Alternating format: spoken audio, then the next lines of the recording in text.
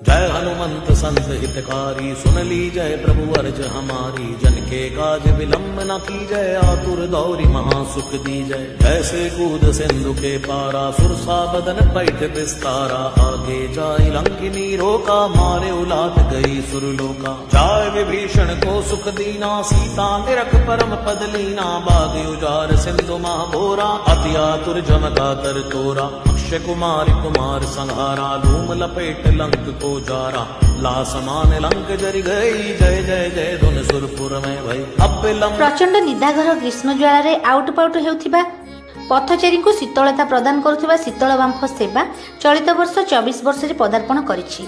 पुरीर अन्यतम अग्रणी स्वेच्छासेवी अनुष्ठान शांति पक्षर यह सेवा गत 23 वर्ष धरी महाविषुव पणा संक्रांति उत्कलीय नववर्ष ठारू श्रीगुंडीचा पर्यंत प्राय 3 मास धरी पुरीर पौरसदन छकरे प्रदान करा जाउछि। अति खरा गरमर कष्टरे आस्थिबा पथचारी शरीर को एठारे सुगंधित ठंडा टावल रे पोछि दिया जाय, शरीर रे ठंडा पाउडर छिंचा जाय एवं स्वादिष्ट टंक तोराणी पीबाकू दिया जाय।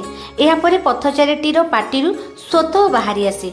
आह कि शांति! ओडिया चलचित्र जनक रासस्रष्टा स्वर्गत मोहन सुंदर देवगोस्वामी एवं शास्त्रीय ओडिसी संगीतर अन्यतम किंवदंती पुरुष गुरु स्वर्गत मार्कंडेय महापात्र प्रतिमूर्ति में माल्यार्पण और प्रदीप प्रज्वलन करा जाय सेवार उद्घाटन करा जायतिला। मान्यवर राज्यसभा सांसद सुभाषिष खुंटिया, प्राक्तन विधायक जयंत कुमार षडंगी, पौर निर्वाही अभिमन्यु बेहेरा, सदर थानार अधिकारी सुनील प्रधान, टाउन थानार अधिकारी गोकुल रंजन दास, इंजीनियर राजेश मिश्र, प्राक्तन पौर सदस्य भक्तचरण दास, साई भाईर कार्यकारी सभापति ब्रजबंधु महारणा और संपादक चंद्रशेखर मिश्र, ऊर्जावन ओडिशार संपादिका निहारिका त्रिपाठी एवं मिशन ओडिशार संपादक सांबादिक मधुसूदन मिश्र प्रमुख सेवा कार्य को मिलित भाव उद्घाटन करथिले। शांतिर सभानेत्री संघमित्रा दास नेतृत्व में संपादक पद्मनाभ त्रिपाठी शिविर को परिचालना करथिले।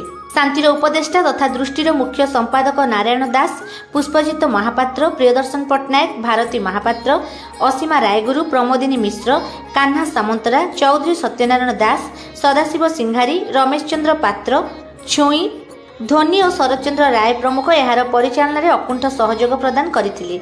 एही अवसर में पुरीर बहु विशिष्ट व्यक्ति और गण्यमान्य व्यक्ति उपस्थित रही शीतल बांफर उच्च प्रशंसा करने सह स्वेच्छासेवी मानक उत्साहित करथिले।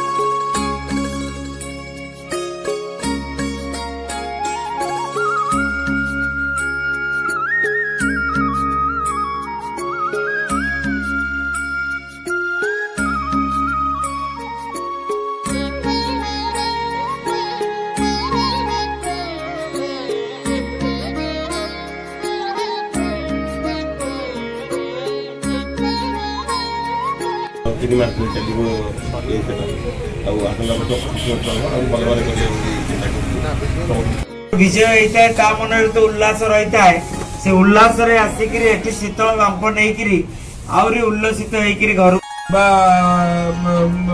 जोटा कहते शीतल बांफ दि जाए जहाँ फल से बड़ आराम पाती खरार रक्षा पाती अभिनव उपाय सब प्रकार लोक सब धर्म लोक सब वर्गर लोक मिसिक अनुष्ठान करते। आज ओडिया नववर्ष समस्त को अभिनंदन देवी और समस्त निश्चित भाव में मंगल कामना करी वर्षा समस्त भल भाव कटू।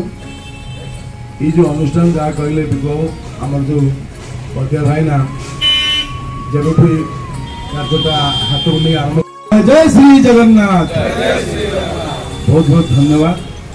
ये जो अनुष्ठान ये अनुष्ठान ना दिया शांति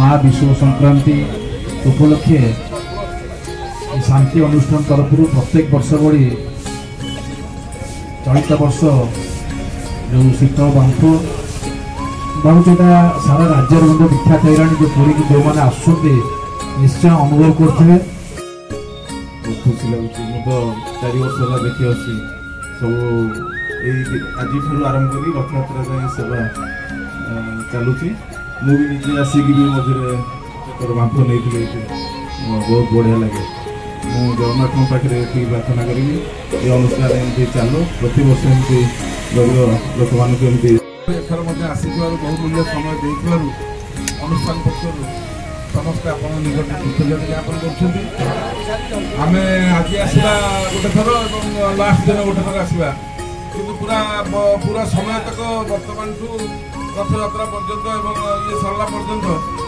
विचारा पद्मनाभ त्रिपाठी एवं किसी सहयोगी एवं एठिकार शांतिर किसी कर्मकर्ता विशेष भाव पदियाना से घंटा